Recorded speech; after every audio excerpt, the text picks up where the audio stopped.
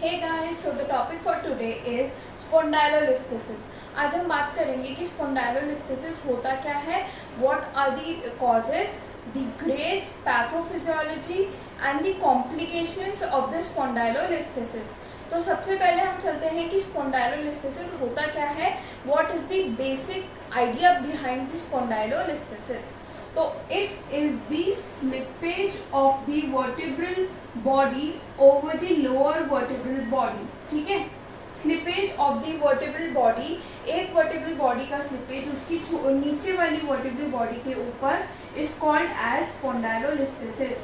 For example ये हमारी L1 है एंड इसके लोअर वर्टेब्रे कौन सी हुई, इट इज L2. तो अगर ये L1 है एंड बेसिक जो स्ट्रक्चर इन्वॉल्व है स्पॉन्डाइलोलिस्थेसिस में, इट इज द पार्स इंटरक्युलारिस. ठीक है, पार्स इंटरक्युलारिस क्या होता है, it is the connection between the superior and the inferior articular facie. ठीक है, तो पार्स इंटरक्युलारिस जो होता है इसके अंदर या तो कोई ट्रॉमा की वजह से देयर इज अ फ्रैक्चर, है ना, या फिर कोई इंजरी या फिर डीजनरेशन.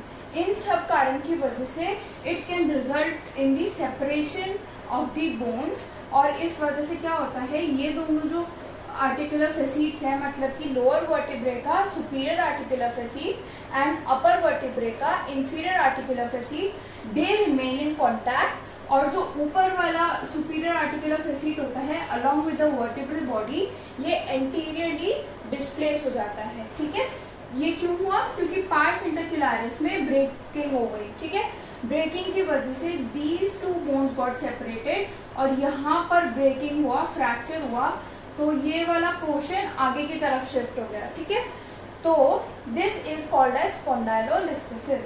अब स्पॉन्डाइलोलिस्थेसिस का जो प्रेवलेंस है, it is more common in L4 L5 vertebrae. अब ऐसा क्यों, अब हम सबको पता है जो L5 S1 वर्टेब्रे होती है, वर्टेब्रल जॉइंट होता है, it is the least mobile out of all the joints of the spine. ठीक है, अब अगर ये जॉइंट लीस्ट मोबाइल है तो क्या होगा, जो L4 L5 है, मतलब कि इसके ऊपर वाला जो जॉइंट है उस पे जो स्ट्रेसेस आ रहे थे दे विल बी मोर. जो उसके ऊपर फोर्सेस लग रहे थे वो ज़्यादा हुए, क्योंकि एकदम से अगर हमारी spine is going from a good mobile structure to the hypomobile structure, तो जो फोर्सेस और स्ट्रेस है वो इंक्रीज हुए.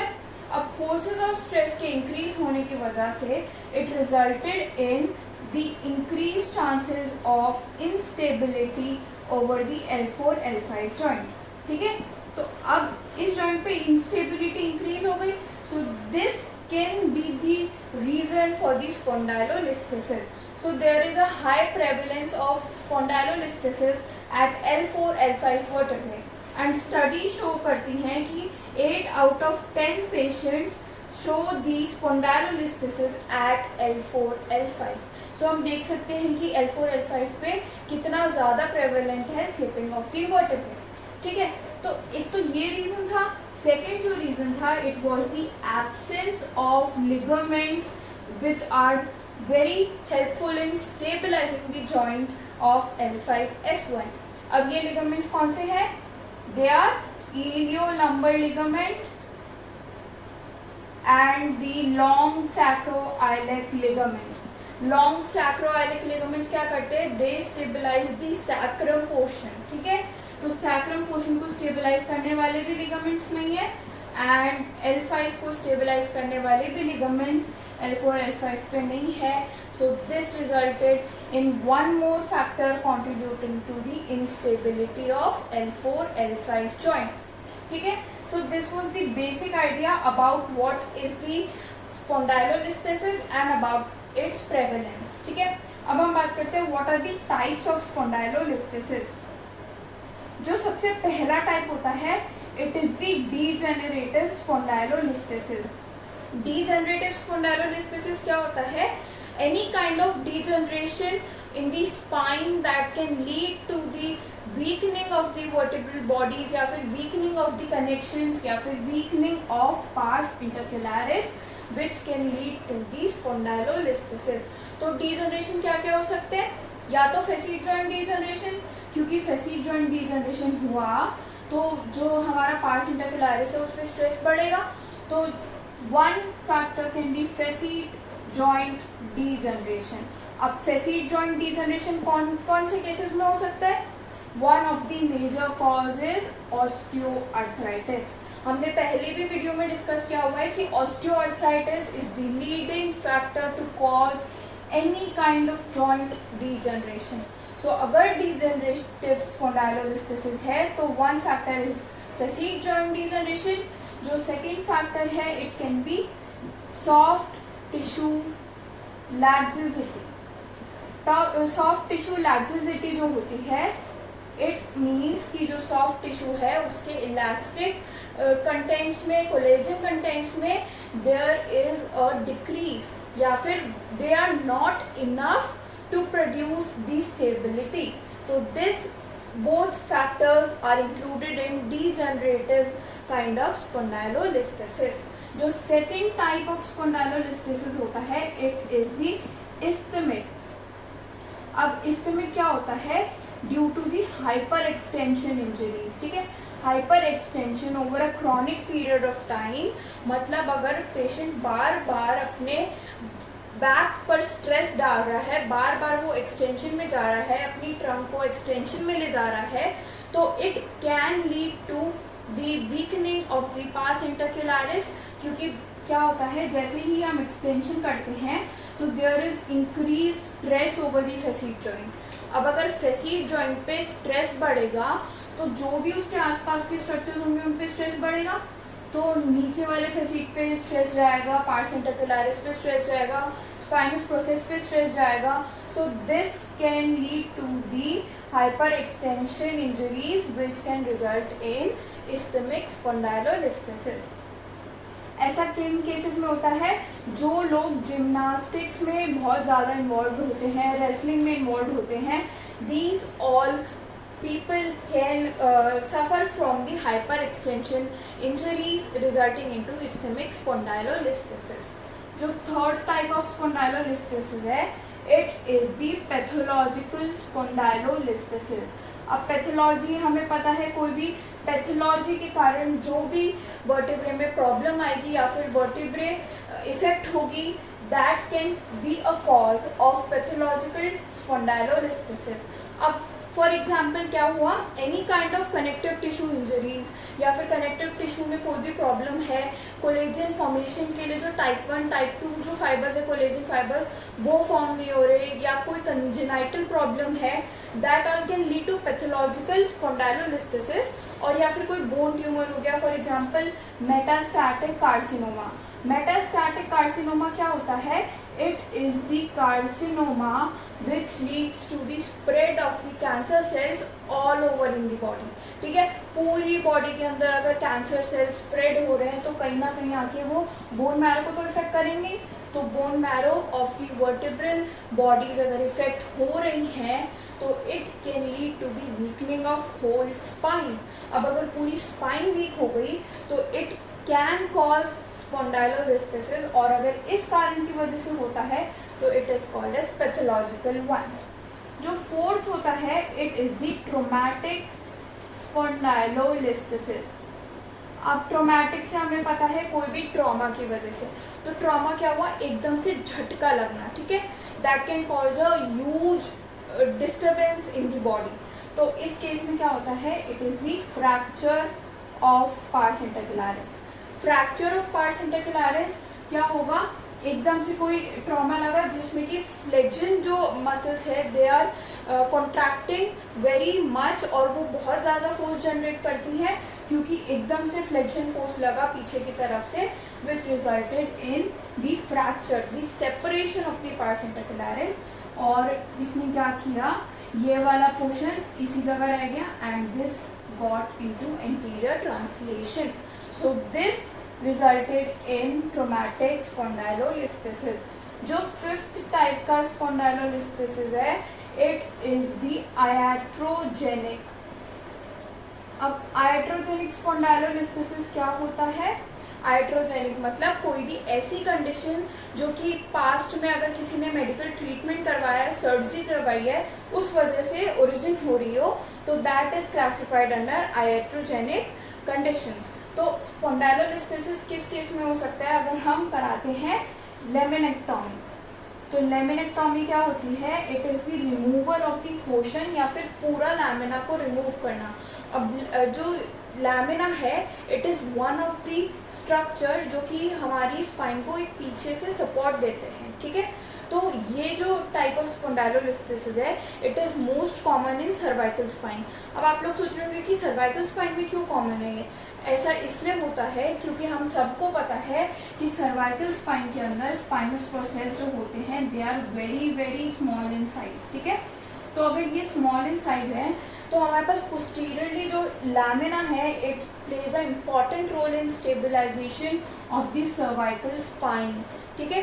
तो अब लैमिना ही हटा दिया या उसका हमने एक पोर्शन ही रिमूव कर दिया तो जो हमारी सर्वाइकल स्पाइन है उसकी इंस्टेबिलिटी के चांसेस इंक्रीज हो जाते हैं as compare to the normal conditions. So this can be a cause of iatrogenic spondylo. So जो सिक्स्थ टाइप का स्पॉन्डाइलोलिस्थेसिस है it is the dysplastic. Dysplastic मतलब कोई भी बोनी मैलाइनमेंट, है ना, कोई भी नॉर्मल बोनी ओरिएंटेशन में चेंज। सो इस केस में हम देखेंगे कि फेसिड जॉइंट एंगल का चेंज कैसे हमारी इंस्टेबिलिटी को बढ़ा सकता है, ठीक है। तो इसके लिए मैं देखूंगी कि सुपीरियर व्यू में फेसिड जॉइंट ओरिएंटेशन, तो दिस व्यू इज सुपीरियर। अब हम देखेंगे ये वर्टेब्रल बॉडी है, ये स्पाइनस प्रोसेस, ये फेसिड जॉइंट। अब हम फेसिड जॉइंट एंगल को मेजर करने के लिए ड्रॉ करेंगे एक हॉरिजॉन्टल लाइन जो कि वर्टेब्रे के पोस्टीरियर पार्ट्स को टच करेगी एंड हम ज्वाइन करेंगे फेसिड को लाइक दिस, ठीक है। So this angle is called as facet joint angle. अब हम सबको पता है कि जो लंबर वर्टेब्रे होती है उनमें जो फेसिड जॉइंट ओरिएंटेशन होता है it is deviated from the sagittal plane, ठीक है। सजाइटल प्लेन से डेविएट होने का क्या कारण है? To provide the restriction against the movements, ठीक है। अब इसी कारण से हमें पता है जो नंबर स्पाइन का एक्सियल रोटेशन है या फिर हम बात करते हैं एक्सटेंशन की, that is very very less. तो वो इसी वजह से होता है due to the deviation from the sagittal plane. अब हम ये बात कर रहे थे तो हम ये सोचे कि अगर फेसिड जॉइंट को ओरिएंटेशन इस तरीके से ना होके वो इस तरीके से हो जाए तो जो फेसिड जॉइंट एंगल है वो क्या हुआ? इट विल बी दिस, मतलब ये जो वैल्यू है ये बढ़ गई। तो जैसे ही फेसिड जॉइंट एंगल इंक्रीज हुआ there are the chances of increase in stability due to the absence of restriction for the movements. ये अगर फेसिड जॉइंट एंगल बढ़ा तो रिस्ट्रिक्शन नहीं हुआ मूवमेंट की तरफ, तो this increase the instability anteriorly और एंटीरियर इंस्टेबिलिटी इंक्रीज होने के कारण देयर वाज स्पॉन्डाइलोलिस्थेसिस। जो सेवेंथ टाइप ऑफ स्पॉन्डाइलोलिस्थेसिस है it is due to the occult spina bifida. जो ऑकल्ट स्पाइना बाइफिडा होता है in layman languages it is called as the malformation of the bone. Malformation of the bone is called as occult spina bifida. अब अगर malformation होता है S1 level पे तो वो क्या करेगा? It results in the malfusion of L5S1। अब इन दोनों का malfusion हुआ तो हमें पता है क्या होगा? हाइपोमोबिलिटी। तो वैसे ही इस पे डिक्रीज मोबिलिटी थी और कम मोबिलिटी हो गई, ठीक है। मोबिलिटी इस पे कम हुई तो क्या होगा? एज अ कंपेंसेटरी मैकेनिज्म जो L4 L5 है उस पे मोबिलिटी बढ़ेगी। क्यों? क्योंकि जो हमारी लोअर जॉइंट है इट वाज हाइपोमोबाइल, सो उस कारण L4 L5 पे मोबिलिटी बढ़ी which resulted in instability causing spondylolisthesis. So there are two more types of spondylolisthesis. They are antero and the retro. अब नाम से आप लोग गेस कर ही सकते हो कि antero means anterior displacement, retro means posterior displacement, ठीक है। अब हम रेट्रो की अगर बात करें तो it is most commonly observe in case of cervical spine. अब आप लोग सोच रहे होंगे सर्वाइकल स्पाइन में ही क्यों कॉमन है? क्योंकि देयर इज एब्सेंस और very small spinous process in the cervical spine. तो अब अगर स्पाइनस प्रोसेस या तो छोटे हैं या एब्सेंट है, तो इस वजह से क्या हुआ, जो पीछे की तरफ का जो रिस्ट्रिक्शन था प्रोसेस प्रोवाइड करता है इन case of thoracic and lumbar spine, that was absent. तो इस कारण there was increased chances of retrolisthesis in case of cervical spine. So अब हम बात करेंगे what are the gradings. तो ये क्लासिफिकेशन दिया था मेयरडिंग ने, and he classified the spondylolisthesis based upon कि कितना डिस्प्लेसमेंट हुआ है, ठीक है। सो अगर हम फर्स्ट ग्रेड की बात करें तो जो डिस्प्लेसमेंट था इट वाज 0 to 25%, मतलब बहुत मिनिमम। जो सेकंड ग्रेड थी उसके अंदर डिस्प्लेसमेंट था 25 to 51%, ठीक है। एंड जो थर्ड ग्रेड थी उसमें डिस्प्लेसमेंट था 51% to 75%, एंड फोर्थ ग्रेड में था 75% to 100%। मतलब हम देख सकते हैं यहाँ तक आते आते हमारी vertebral bodies were totally displace, ठीक है। जो फिफ्थ ग्रेड होती है इसके अंदर मोर देन 100% ऑफ डिस्प्लेसमेंट, इसे हम कहते हैं स्पॉन्डाइलोप्टोसिस। स्पॉन्डाइलोप्टोसिस मीन्स जब हमारी vertebral bodies are fully displaced, मतलब हमारी दो vertebral body they are no more in contact. जैसे अगर L4 डिस्प्लेस हुई है ओवर L5 तो it is no more in contact with the L5, so this results in spondyloptosis which is the fifth grade of spondylolisthesis. So अब हम देखें तो जो first and second type of spondylolisthesis है grade, it is observed in case of degenerative one, ठीक है। ये इसलिए क्योंकि कोई भी degeneration is not that much capable कि वो सीधा ही फोर्थ या फिफ्थ ग्रेड कॉज कर दें। They are mainly cause in chronic conditions, ठीक है।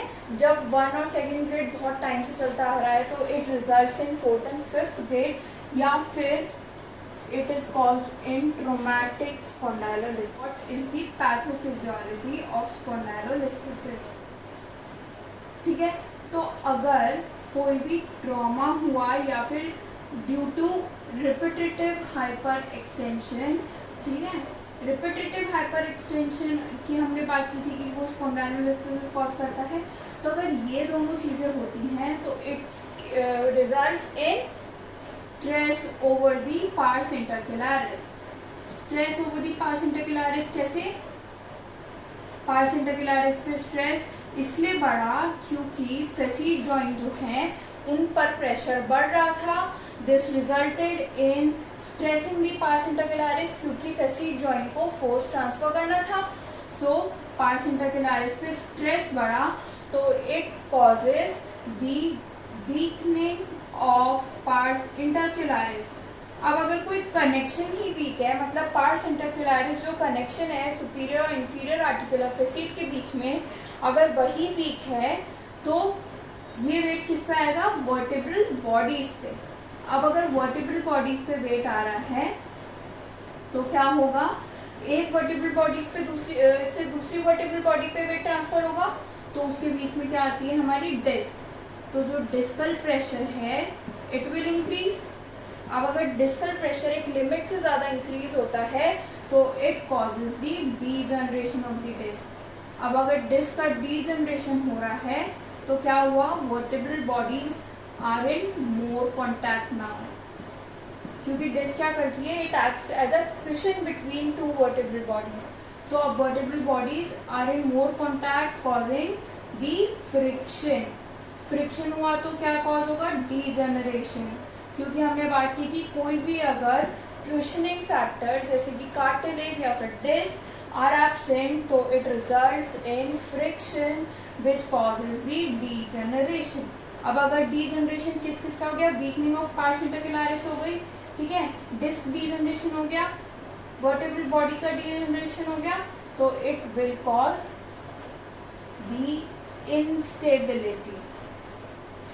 इंस्टेबिलिटी पूरी वर्टेब्रल बॉडी की इंस्टेबिलिटी हो गई, ठीक है, तो it can cause the spondylolisthesis.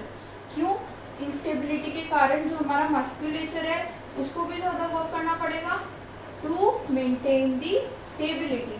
जो मस्कुलेचर क्यों वर्क करेगा, जिससे कि हमारा कोई बॉडी में प्रॉब्लम ना आए, जिस वजह से हमारी जो वर्टिब्रल बॉडी है वो कहीं डिस्प्लेस ना हो जाए, ठीक है, कहीं माल अलाइन ना हो जाए। तो मस्कुलेचर विल वर्क, तो it will go into overuse, atrophy और ओवरयूज, वीकनेस। तो ये सारे फैक्टर्स मिला के क्या करते हैं, they lead to the spondylolisthesis. So this was the basic idea behind what is the pathophysiology of the spondylolisthesis. जो मेन चीज ऑब्जर्व होती है स्पॉन्डाइलोलिस्थेसिस में, they are subluxation of the facet joint. Subluxation मतलब displacement of the facet joint, the radiating pain, ठीक है, lower back pain and the loss of reflexes. हम बात करेंगे ये जो लॉस ऑफ रिफ्लेक्सेस है, लोअर बैक पेन है, रेडिएटिंग पेन है, ये सब कैसे कॉज हो रहा है, ठीक है। अब हम बात करते हैं what are the causes of spondylolisthesis. जो सबसे पहला कॉज है, इट इज द एज। हम जब भी कोई चीज़ के कॉजेज पढ़ते हैं, हम डेफिनेटली एज पढ़ते हैं। ऐसा क्यों? क्योंकि जो एज है, बढ़ती जो उम्र है, it definitely affects the physiology of the body. अब वो बॉडी की फिजियोलॉजी कैसे इफेक्ट करती है, जो भी हमारे सॉफ्ट टिश्यूज होते हैं उन पे इफेक्ट डालती है, उनका जो इलास्टिसिटी है वो कम करती है, कोलेजन फॉर्मेशन कम करती है, ठीक है। तो एज हमारी अगर बढ़ रही है तो these all factors are definitely affected, ठीक है। जो हमारी बढ़ती एज है, it also results in weakening of joints, articular cartilages घिस जाते हैं, दैट रिजल्ट्स टू ओए। तो these all are the factors which are caused due to the increased age. तो वैसे ही अगर हम स्पाइन में देखें तो फैसीट जॉइंट ऑस्टियोआर्थराइटिस जो है, it can be due to the increase age. जो हमारे स्पाइनल लिगामेंट्स हैं उनकी वीकनिंग हो सकती है due to increase age. So these all factors can lead to instability which will cause the slipping of the vertebrae, ठीक है। तो एक फैक्टर हो गया एज। जो सेकेंड फैक्टर है, it is the female gender which is more prone to the spondylolisthesis because of the disturbance in the oestrogen levels after the post menopausal period, ठीक है। अब पोस्ट मेनोपॉजल पीरियड के बाद पता है हम सबको कि फीमेल्स में ईस्ट्रोजन लेवल में डिफरेंस है। तो ईस्ट्रोजन क्या क्या रेगुलेट करता है, one of the main factor which oestrogen regulate is soft tissue की प्रॉपर्टीज। तो सॉफ्ट टिश्यू को अगर रेगुलेशन करना ईस्ट्रोजन की प्रॉपर्टी है, तो अगर उसके लेवल्स में डिस्टर्बेंस है तो it leads to the laxity of the soft tissues, उसका जो इलास्टिसिटी है वो भी डिस्टर्ब होगी। So these all factors can be a result of oestrogen disturbance, ठीक है। और हमने ये भी देखा था कि females are more prone to osteoarthritis. तो वही सेम बात कि facet joint osteoarthritis can also occur in females which can lead to spondylolisthesis. जो थर्ड कॉज है of spondylolisthesis, that is facet joint tropism. अब फैसीट जॉइंट ट्रॉपिज्म क्या होता है? Facet joint tropism is asymmetrical rotation. Asymmetrical rotation मतलब एक side से spine ज़्यादा रोटेट कर रही है as compare to the other side. For example, अगर ये मेरी स्पाइन है, ये मेरी एक वर्टेब्रे है एंड ये मेरी दूसरी, ठीक है। तो अगर मैं बात करूँ एसिमेट्रिकल रोटेशन की, तो फॉर एग्जाम्पल मेरी left side of facet joint में रोटेशन हो रहा है लाइक दिस, ठीक है। तो अगर लेफ्ट साइड में मेरा इतना रोटेशन हो रहा है तो मेरा राइट साइड केवल इतना ही रोटेट कर रहा है। So this condition will be called as asymmetric rotation of facet joint tropism, ठीक है। तो this is called as facet joint tropism. अब ये क्या रोल प्ले कर रहा है स्पॉन्डाइलोलिस्थेसिस को कॉज करने में? तो फैसीट जॉइंट ट्रॉपिज्म क्या करता है, अगर मेरी एक साइड की रोटेशन ज़्यादा है तो जो उस साइड की मसल्स है they will remain in shortening, ठीक है। अगर मेरी लेफ्ट साइड का रोटेशन ज़्यादा हो रहा था तो ये साइड की मसल जो है वो शॉर्टन हो रही है बार बार, ठीक है, ज़्यादा शॉर्टन हो रही है ना। अब अगर मसल ज़्यादा शॉर्टन हो रही है तो क्या हुआ, over a chronic period of time वो जो मसल शॉर्टनिंग हो रही थी that resulted into its permanent shortening, मतलब स्पाज्म कॉज कर रहा है। परमानेंट इन द सेंस ये नहीं कि वो हमेशा के लिए शॉर्टन हो गई, but over a period of time वो शॉर्टन ही रहेगी, that is called as spasm. तो अगर मसल स्पाज्म बढ़ गया तो it results in the deviation in frontality which is called as scoliosis.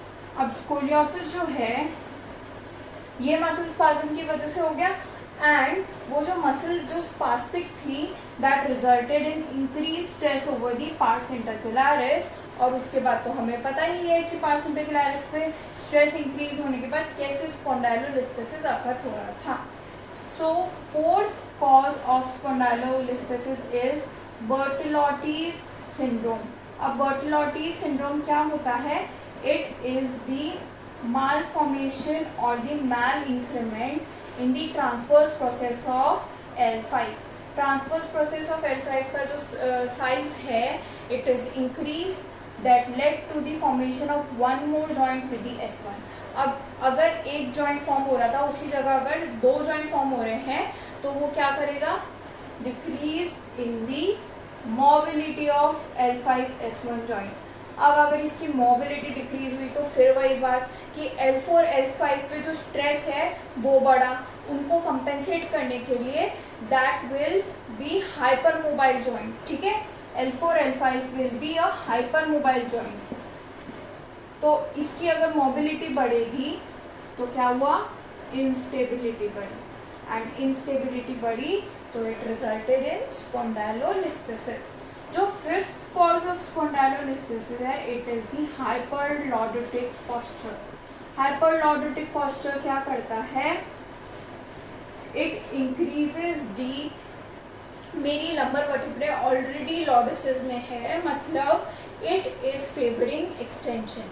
अब वो हाइपरलॉर्डोसिस में गई तो जो एक्सटेंशन है वो बढ़ा तो it resulted in stressing over the pars interarticularis, या फिर जो हमारे पोस्टीरियर स्ट्रक्चर्स थे उन पे स्ट्रेस बढ़ाएगी, जो हमारे एंटीरियरली लिगामेंट्स थे उनकी वीकनिंग हो जाएगी, ठीक है, उनकी ब्रेकिंग हो जाएगी, that will lead to the spondylolisthesis. And one more thing is PIBD interiorly. ठीक है, जो सिक्स्थ कॉज ऑफ स्पॉन्डाइलोलिस्थेसिस है it is the muscle degeneration. अब जो मसल डीजनरेशन है it is the major cause of spondylolisthesis, या फिर कह लो कि डीजनरेटिव स्पॉन्डाइलोलिस्थेसिस का major cause is muscle degeneration. ठीक है, तो इसे प्रूव करने के लिए there was a study done जिसमें उन्होंने लिए थे 50 to 100 न्यूटन फोर्स अप्लाई किया था बैक मसल्स पे, एंड दे प्रूव्ड कि जैसे ही बैक मसल का फोर्स डिक्रीज हो रहा था there was an increment in ventral shear. ठीक है, वेंट्रल शियर मतलब anterior translation of the spine. अब अगर वेंट्रल शियर बढ़ रहा है और बैक मसल का फोर्स डिक्रीज हो रहा है तो क्या होगा? जो इंट्राडिस्कल प्रेशर है वो भी बढ़ेगा। अब इंट्राडिस्कल प्रेशर बढ़ा तो क्या हुआ? जो डिस्क था वो डीजनरेशन में गया, और हमने इधर भी यही बात की थी कि जो डिस्क डीजनरेशन है वो डिस्क प्रेशर के बढ़ने की वजह से कॉज होता है। सो इस स्टडी में दे फाउंड कि अगर इन्होंने बैक मसल के फोर्स को 50 to 25% रिड्यूस किया तो दे फाउंड कि 80 to 100% इंक्रीमेंट हो रहा था वेंट्रल शेयर में। मतलब हमारी जो स्पाइन है या वर्टिब्रल बॉडी है इट वाज डिस्प्लेसिंग एंटीरियरली, पूरी तरीके से वो एंटीरियरली डिस्प्लेस हो रही थी अगर बैक मसल का फोर्स 50 to 25% डिक्रीज हुआ तो। ठीक है, और जैसे कि मैंने बताया कि इंट्राडिस्कल प्रेशर भी बढ़ रहा था, और इन्होंने ये भी बात की थी कि जो फेसिड जॉइंट प्रेशर है that was decreasing as intradiscal pressure was increasing. अब फेसिड जॉइंट प्रेशर कैसे डिक्रीज हो रहा है? क्योंकि वर्टिब्रल बॉडीज में सेपरेशन हो गया। ठीक है, वर्टिब्रल बॉडीज में सेपरेशन हो गया, फेसिड जॉइंट में सेपरेशन हो गया। क्यों? क्योंकि वेंट्रल शियर था वो बढ़ रहा था, तो resulted in absence of contact between the two facet joints. ठीक है, ये समझ लो दो फेसिड जॉइंट है, तो अगर ये वाली आगे जा रही है तो it resulted in increase distance और डिक्रीज कॉन्टैक्ट, तो this cause decreased facet joint pressure. जो थर्ड चीज उन्होंने मेजर की थी it was von Mises equivalent stress. Von Mises equivalent stress क्या कहता है? इट डिफाइंस कि कोई भी जो डक्टाइल मटेरियल है वो तब तक सिक्योर है जब तक उसकी टेंसाइल स्ट्रेंथ इतनी नहीं बढ़ती कि वो अपने आप को ब्रेक कर सके। ठीक है, तो ये इन्होंने मेजर किया था in case of annulus fibrosus. Annulus fibrosis क्या होती है? It is the collection of cartilaginous ring जो कि डिस्क का आउटर लेयर बनाती है, जो कि डिस्क को प्रोटेक्ट करके रखती है। तो अगर एन्युलस फाइब्रोसिस में हम वॉन मिसेस इक्विवेलेंट स्ट्रेस की बात करें तो जैसे ही बैक मसल का फोर्स डिक्रीज हुआ there was increment in this value. अब ऐसा क्यों? क्योंकि इट डिफाइंड कि जो tensile strength in annulus fibrosis है वो बहुत ज़्यादा बढ़ गई when back muscle force was decrease. ऐसा इसलिए क्योंकि एन्युलस फाइब्रोसिस क्या कर रहा था? It was trying to protect the displacement of the disc. इस वजह से जो उसकी टेंसाइल स्ट्रेंथ थी it was increasing. So this was the study done to prove कि मसल डिजनरेशन जो है वो स्पॉन्डाइलोलिस्थेसिस कॉज कर सकता है। एंड इन्होंने ये प्रूव किया कि इंट्राडिस्कल प्रेशर बढ़ा, फिर सीट जॉइंट प्रेशर डिक्रीज हुआ, वॉन मिसेस इक्विवेलेंट